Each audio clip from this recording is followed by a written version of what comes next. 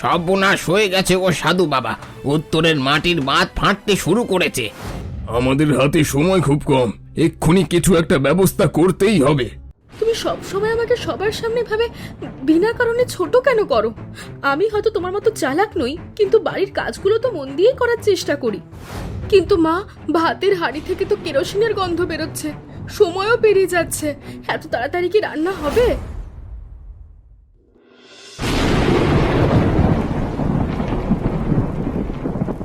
এই গ্রাম এবার এই টানা বর্ষায় পুরো জলের তলায় তলিয়ে যাবে বাবা। তুমি চুপচাপ এই ভিটে বিক্রি দলিলে সই করো, আমি আজই শহরের টিকিট কাটবো। তুই কি পাগল হলি গোপাল? এই পৈতৃক ভিটে যেখানে তো ঠাকুরদা আর আমি সারা জীবন কাটালাম সেটা আমি বিক্রি করে দেব? আবেগ আঁকড়ে ধরে বসে থাকলে তো আর আমাদের পেট চলবে না বাবা। শহর থেকে অনেক ভালো সুযোগ এসেছে, এই কাদা জলের গ্রাম ছেড়ে চলো এবার। আমার মনের আবেগ তুই বুঝবি না রে, কারণ তুই তোর শিকড়টাই ভুলে গেছিস। আমি মরলে এই ভিটে বিক্রি করিস, তার আগে আমি দলিলে কোনোভাবেই সই করছি না। ঠিক আছে, আমিও দেখছি তুমি কিভাবে সই না করে থাকো। সেটা সময় এলেই দেখা যাবে গোপাল। পরিস্থিতি এমন হবে যে এই জলেই ডুববে সবাই, আর তুমি নিজে এই হাতে কাগজ আমাকে ধরিয়ে দেবে।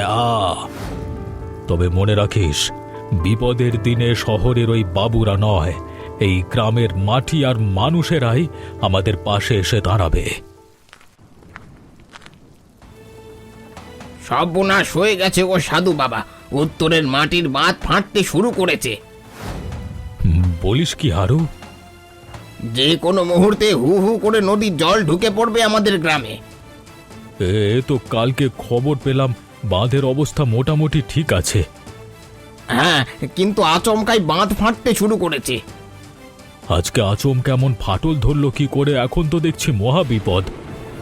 টানা 3 দিনের এই তুমুল বৃষ্টিতে নদীর জল বেড়েছে, সেই চাপ ধরে রাখতে পারিনি বাঁধ। এখন এখন তাহলে কি উপায়? কি হবে আমাদের সকলের? মাটির বাঁধ আর কতক্ষণ সইবে বলুন? তাড়াতাড়ি গ্রামের সবাইকে ডাকুন, না হলে আজ রাতেই সব জলের তলায় তলিয়ে যাবে। দেখলে তো বাবা, আমি আগেই বলেছিলাম এই গ্রাম আর টিকবে না। তোর আর কি, তুই তো নিজের স্বার্থটাই বুঝিস, স্বার্থপর ছেলে একটা। গ্রামের এমন পরিস্থিতিতেও নিজের স্বার্থটা তোর মাথায় এলো। এবার তো অন্তত তোমার বিশ্বাস হওয়া উচিত যে আমার শহরে যাওয়ার সিদ্ধান্ত একদম ঠিক ছিল। আরে গোপাল, এখনো সব বড় বড় কথা বলার বা তর্ক করার সময় নাই বাপু। আগে গোটা গ্রামটাকে তো বাঁচাতে হবে, তারপর না হয় তোমার শহরের কথা ভেবো। আরও একদম ঠিকই বলেছে। তুই এক্ষুনি ছুটে গিয়ে ডাক্তার বনমালী আর খেন্তি পিসিদের খবর দে, বৈঠকখানায় জরুরি আলোচনা করতে হবে এক্ষুনি। শশধর বাবু, যা পরিস্থিতি দেখছি তাতে আজ রাতের মধ্যেই বাঁধ পুরোপুরি ভেঙে যাবে। পরিস্থিতি ভালো না বলেই তো তোমাদেরকে নিয়ে এই আলোচনায় বসা। আমাদের হাতে সময় খুব কম, এক্ষুনি কিছু একটা ব্যবস্থা করতেই হবে। ও মা গো, আমার তো ভেবেই হাত পা সাদিয়ে যাচ্ছে গো। ভয় পেয়ে পিছিয়ে গেলে হবে না, আমাদের সকলকে মনের সাহস নিয়ে কাজ করতে হবে। আমার মাটির বাড়িটা তো বাঁধের একদম গায়ে, জল ঢুকলে তো সবার আগে আমি ভাসবো। ঘাবড়ে গেলে চলবে না খেন্তি, আমাদের মাথা ঠান্ডা রেখে একটা উপায় বের করতে হবে। হারু, তুই কি পঞ্চায়েত অফিসে খবর পাঠিয়েছিলিস সাহায্যের জন্য? খবর পাঠিয়েছি ঠিকই, কিন্তু ওখান থেকে সরকারি লোক আসতে আসতে তো গ্রাম অর্ধেক ডুবে যাবে। আমাদের নিজেদেরই বাঁচার রাস্তা খুঁজতে হবে এখন। প্রচুর বালির কিংবা মাটি ভর্তি বস্তা ছাড়া তো ওই ফাটল বোঝানো কোনোভাবেই সম্ভব নয়। সেটাই তো, এত অল্প সময়ের মধ্যে কিভাবে এসব জোগাড় হবে? সেই এই দুর্যোগের মধ্যে এত বস্তার বালি আমরা এক নিমেষে পাবো কোথায়? তোমরা সবাই শান্ত হও, এভাবে ভাবলে চলবে না। শাশুদার বাবু, আপনি গ্রামের মাতা, আপনি একটা উপায় বের করুন দয়া করে, না হলে সব শেষ। বৌমা, তুমি বরং রান্নাঘরে গিয়ে অতিথিদের জন্য ভালো করে খাবার ব্যবস্থা করো। ওরা এতক্ষণ ধরে উদ্বেগে আছেন, মুখে তো কিছু দিতে হবে এই দুর্যোগের দিনে। ঠিক আছে বাবা, আমি এক্ষুনি গিয়ে দেখছি কি রান্না করা যায়। যে নিজের হাত থেকে চায়ের কাপ ফেলে ভাঙে সে নাকি আবার সামলাবে এতজন অতিথিদের রান্না? চিন্তা করবেন না, আমি মতির সাহায্য নিয়ে সব সামলে নেব ঠিক মতো। তুমি বরং ঘরে গিয়ে চুপচাপ বসে থাকো, সেটাই মঙ্গল। তুমি সব সময় আমাকে সবার সামনে ভাবে বিনা কারণে ছোট কেন করো? আমি হয়তো তোমার মতো চালাক নই, কিন্তু বাড়ির কাজগুলো তো মন দিয়েই করার চেষ্টা করি। তুই চুপ কর তো গোপাল, বৌমা ঠিকই পারবে। তুই বরং বাঁধের কি ব্যবস্থা করা যায় সেটা নিয়ে একটু আমাদের সাথে বসে মাথা ঘামা। আবার সব বাঁধ ফাঁধ নিয়ে মাথা ঘামানোর কোনো দরকার নেই বাবা। মতি, তুই তাড়াতাড়ি চাল ডালগুলো ধুয়ে দে তো। এদিকে ছাদ চুয়ে জল পড়ে তো উনুনের কাঠগুলো একদম ভিজে সপসপে হয়ে গেছে। বৌদিমণি, এই ভিজে কাঠে তো আগুন ধরানোই মুশকিল হয়ে যাবে। সে তো আমি বুঝতে পারছি। অতিথিরা ওদিকে বসে আছেন, দেরি হলে বড়বাবু আবার রেগে আগুন হয়ে যাবেন। ঘাবড়াস না মতি, আমি একটা উপায় বের করছি। এই কেরোসিন তেল একটু বেশি করে ঢেলে দিলে কাঠগুলো ঠিক ধরে যাবে। ওমা, সে কি কথা! উনুনে অত কেরোসিন তেল ঢাললে তো রান্নায় গন্ধ হয়ে যাবে বৌদিমণি। তুমি বরং অন্য উপায় ভাবো। বেশি বকিস না তো মতি, তুই আমার উপর ভরসা রাখ। কেরোসিন দিলে দাও দাও করে আগুন জ্বলবে আর নিমেষের মধ্যে রান্না শেষ হয়ে যাবে। তুমি যা ভালো বোঝো করো, আমি গেলাম ধুতে। উফ, কি ধোঁয়া রে বাবা! আমি তো আগেই বারণ করেছিলাম বৌদিমণি। চোখ মুখ একেবারে জ্বলে যাচ্ছে। আগুন তো জ্বলছেই না, বরং ভাতের হাঁড়ি থেকে কেমন একটা বিশ্রী গন্ধ বেরোচ্ছে। এখন দেখো, ভাতে এমন গন্ধ বেরোচ্ছে যে জিনিস মুখে দেওয়া তো দূরের কথা, কাছেই যাওয়া যাচ্ছে না। এখন আমি কি করবো রে মতি? বাবার অতিথিরা সব বাইরের ঘরে বসে আছে। আমি তো মুখ দেখাতে পারবো না রে লজ্জায়।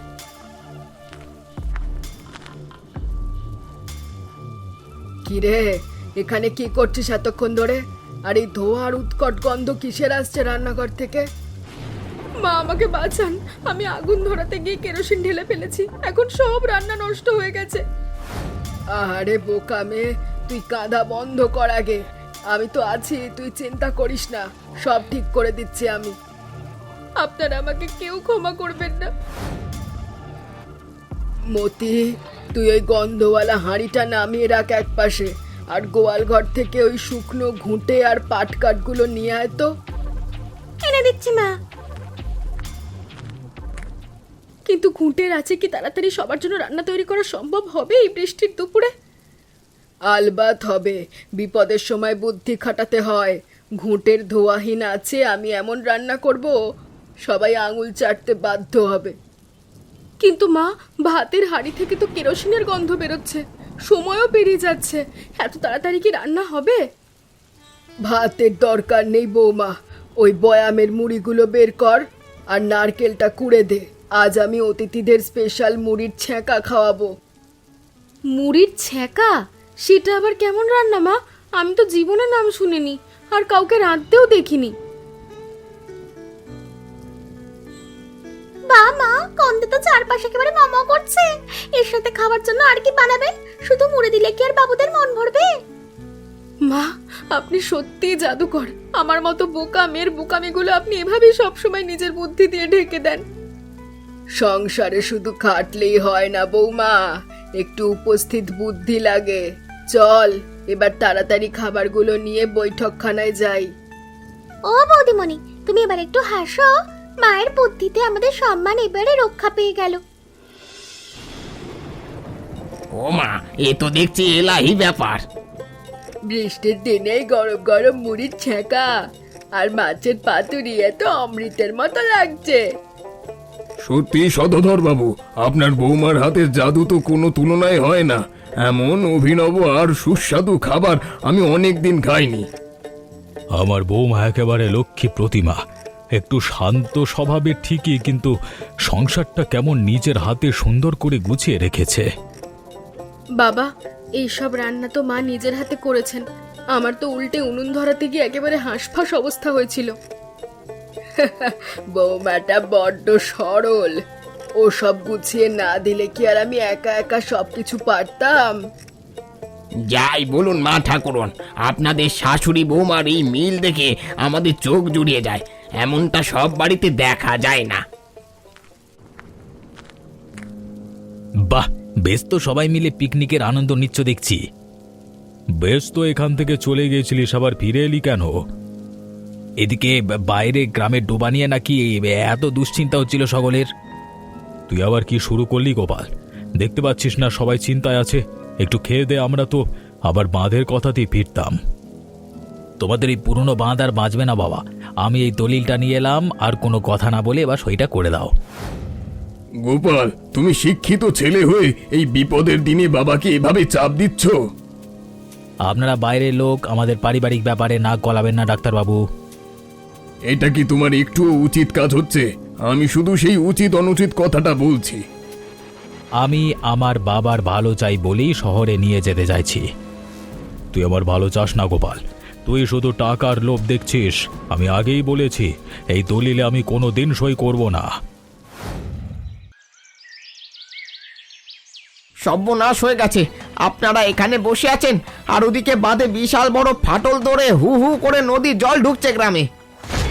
ওরে বাবা রে, এবার তো আমার বাড়িটা আগে ভাসবে গো। আমাদের এক্ষুনি গিয়ে ফাটলটা বোঝাতে হবে। কেউ আমাকে বাঁচাও, আমার সর্বস্ব জলের তলায় তলিয়ে যাবে এবার। কিন্তু এতগুলো বালির বস্তা আমরা এই মাঝ দুপুরে কোথা থেকে জোগাড় করব? আশেপাশের দোকানগুলো তো সব বন্ধ, এখন উপায় কি হবে? দেখলে তো বাবা, আমি আগেই বলেছিলাম এবার সবাই ডুববে। সইটা করলে এতক্ষণে আমরা আরাম করে শহরে পৌঁছে যেতাম। এখন আর শহরের কথা ভেবে লাভ নেই গোপাল। বস্তা না পেলে পুরো গ্রামের সব বাড়ি ঘরের ভেতর জল ঢুকে যাবে। বাবা, আপনারা যদি কিছু মনে না করেন, আমি একটা কথা বলবো। তুমি আবার এর মধ্যে কথা বলতে আসছো কেন? তোর তো ভালো মানসিকতা নেই। বৌমা যখন কিছু বলতে চাইছে তাকে বলতে দে। বলো বৌমা, তুমি কি বলতে চাও বলো। আমার কাছে অনেকগুলো মোটা প্লাস্টিকের বস্তা জমানো আছে। তোমার জমানো দুটো ছেঁড়া বস্তা দিয়ে কি নদীর জলের এত বড় ফাটল আটকানো যাবে বোকা মেয়ে? না গো, ছেঁড়া বস্তা নয়। গত 1 বছর ধরে শহরের বাজার থেকে আসা ওই বাতিল তিরপল আর বড় বড় দেখতে পলিথিনের বস্তাগুলো আমি সযত্নে জমিয়ে রেখেছি। বলো কি বৌমা, এতগুলো বস্তা তুমি জমিয়ে রেখেছো? কিন্তু সেগুলো তো অনেক বড় আর শক্ত, আমাদের তো ঠিক এমনটাই দরকার ছিল। হ্যাঁ বাবা, আমার ওই আলনার পেছনের বাক্সে অন্তত 50 থেকে 60টা এমন শক্ত বস্তা আর ত্রিপল জমানো আছে। আপনারা চাইলে সেগুলো নিয়ে যেতে পারেন। বৌমা, তুই সাক্ষাৎ লক্ষ্মী হয়ে আমাদের উদ্ধার করলি। তোর এই বোকামি আজ গোটা গ্রামকে বাঁচানোর রাস্তা দেখালো। বৌদিমণি, তোমার এই জমানো বিশাল বাক্সটার ভেতরে এত বস্তা ছিল, আমি তো কোনোদিন টেরই পাইনি। তুমি তো লুকিয়ে রাখতে ওস্তাদ। আমি তো ভাবতাম এগুলো দেখতে এত সুন্দর, ফেলে দেব কেন, তাই জমিয়ে লুকিয়ে রাখতাম। ভাবিনি আজ এগুলো এত বড় কাজে লাগবে। বাহ বৌমা, তুমি তো আমাদের আজ সত্যি বড় বিপদ থেকে বাঁচিয়ে দিলে। এই মোটা ত্রিপল আর বস্তাগুলো নদীর জলের তর অনায়াসে আটকে দেবে। সত্যি গো বৌমা, তোমাকে সবাই বোকা বলে, কিন্তু তোমার এই বোকামি আজ আমার ভিটে মাটি রক্ষা করার ভরসা দিল। আরু, আর এক মুহূর্ত দেরি করিস না। এই বস্তাগুলো ঘাড়ে করে এক্ষুনি বাঁধের দিকে চল, আমাদের হাতে একদম সময় নেই। দাঁড়ান, আমি আর বৌমাও যাচ্ছি আপনাদের সাথে। এই বিপদের সময় আমরা মেয়েরা ঘরে বসে থাকবো তা তো হয় না। আরু, বস্তাটা ভালো করে ধরে রাখো, আমি মাটি ভরছি। জল কিন্তু ক্রমশ ওপরের দিকে উঠে আসছে, সাবধানে থেকো। আমি শক্ত করে ধরে আছি ডাক্তার বাবু, আপনি তাড়াতাড়ি মাটি ভরুন। বৌমা, তুমি আরো দুটো ত্রিপল এগিয়ে দাও তো এদিকে। মতি, তুই এই দড়িগুলো শক্ত করে ধর। এক বিন্দুও জল যেন ওই ত্রিপলার বস্তার ফাঁক গলে গ্রামের দিকে ঢুকতে না পারে। ত্রিপলের মুখগুলো শক্ত করে বেঁধে দিচ্ছি, যাতে জলের তোড়ে মাটি বেরিয়ে না যায়। সাব্বাস, তোরা সবাই মিলে যা লড়াইটা করেছিস, এমনটা আমি আর জীবনে কমই দেখেছি রে। আমরা ঠিক সফল হব। বস্তাগুলো ওই ফাটলের ঠিক মুখে ফেলো বাবা হারু। দেখো জলের তোরটা কেমন আস্তে আস্তে কমে আসছে। যাক, আপাতত ফাটল বন্ধ করা গেছে। বৌমার দেওয়ার বস্তাগুলো না থাকলে আজ গোটা গ্রাম জলের তলায় চলে যেত। আমরা তো সাময়িকভাবে আটকে দিলাম, বাঁধ কতক্ষণ টিকবে কে জানে। ওপরওয়ালাই একমাত্র ভরসা আমাদের। অন্তত আজকে রাতের মতো তো বাঁচা গেল। কাল সকালে পঞ্চায়েতের লোক এলে বাকিটা পাকা করে মেরামত করা যাবে। বৌমা, আজ তুই যে কাজ করলি গ্রামের লোক চিরকাল মনে রাখবে। তোর এই সামান্য সঞ্চয় আজকে অসামান্য হয়ে উঠল সবার কাছে। মা, আপনারা সবাই মিলে খেটেছেন, তাই তো সম্ভব হলো। আমি তো শুধু প্লাস্টিকগুলো দিয়েছিলাম, আসল কাজ তো আপনারাই করেছেন। বৌমা, আজ থেকে তোমায় কেউ বোকা বললে আমি তার মুখ ভেঙে দেব। তুমি আমাদের গ্রামের রক্ষাকর্ত্রী। সবাই তো আছে দেখছি, কিন্তু আমার ছেলে গোপালকে তো এই ভিড়ের মধ্যে কোথাও দেখতে পাচ্ছি না। সে গেল কোথায় বিপদের দিনে? আমি তো দেখলাম ও বাড়ি থেকেই আমাদের সাথে বেরোয়নি। আমার মনটা কিন্তু খুব কুগাইছে গো। ছেলেটার মতলব সুবিধের নয়, সুযোগ বুঝে আবার কোনো নতুন ফোন দিয়ে আসছে না তো? মা, আমারও কেমন ভয় ভয় করছে। ওনার চোখের চাউনিটা আজ সকাল থেকে খুব রুক্ষ লাগছিল আমার কাছে। আপনারা মিছিমিছি চিন্তা করছেন, এই দুর্যোগের মধ্যে ও আর কোথায় যাবে? চল তো সবাই তাড়াতাড়ি বাড়ির দিকে। বাঁধ তো বাঁচলো, এবার দেখি ঘরের ভেতর নতুন করে আবার কি বিপদ ঘনিয়ে আসছে। এই তো সুযোগ, সবাই ওই বাঁধের কাজে ব্যস্ত।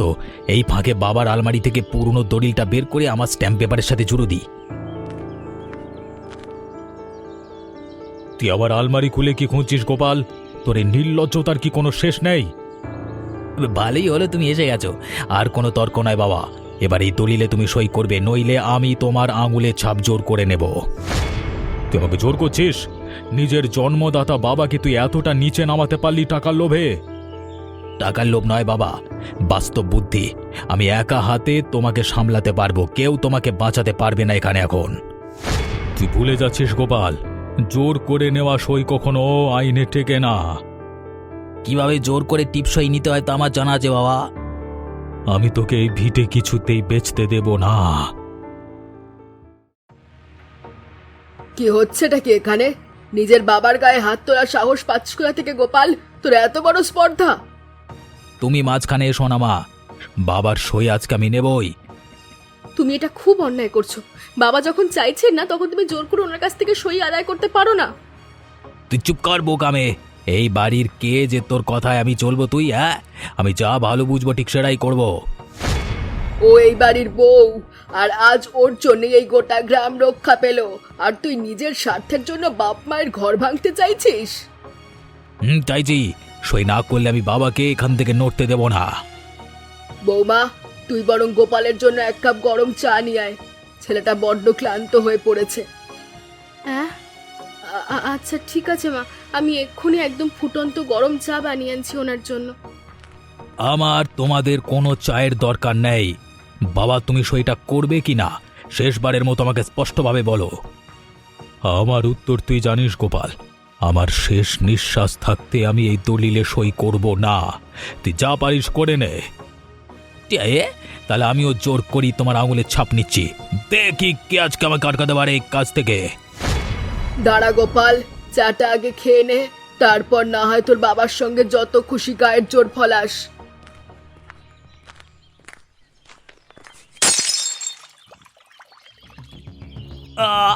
তুই এটা কি করলি জানোয়ার মেয়ে? আমার এত দামি স্ট্যাম্প পেপার আর দলিলটা তুই গরম চা পেলে পুরো নষ্ট করে দিলি। আমি তো ইচ্ছে করে করিনি গো, কার্পেটে পা আটকে কেমন যেন হোঁচট খেয়ে গেলাম। আমাকে মাফ করে দাও। মাফ করে দাও? তুই জানিস এই দলিলটা বানাতে আমার কত টাকা আর কত সময় লেগেছে? কালি লিপটি পুরো কাগজ রয়ে গেল। আরে বৌমাটা আমার চিরকালই বড্ড বেমানানার বোকা, একটু দেখে চলতে পারিস না?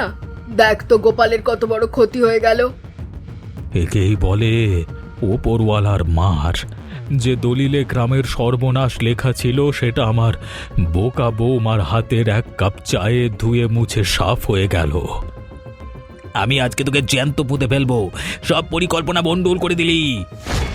খবরদার গোপাল, বৌমার গায়ে হাত তুললে আমি কিন্তু ভুলে যাব তুই আমার পেটের ছেলে।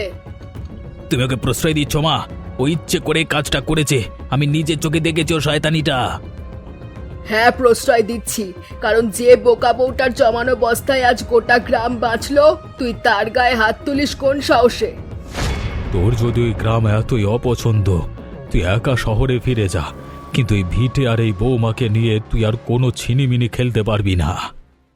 স্বার্থপরের মতো পালালে তোর জন্য দরজা খোলা আছে, কিন্তু মনে রাখিস এই বাড়ি বিক্রি হবে না, আর বৌমার অপমান আমি কোনোদিন সহ্য করব না।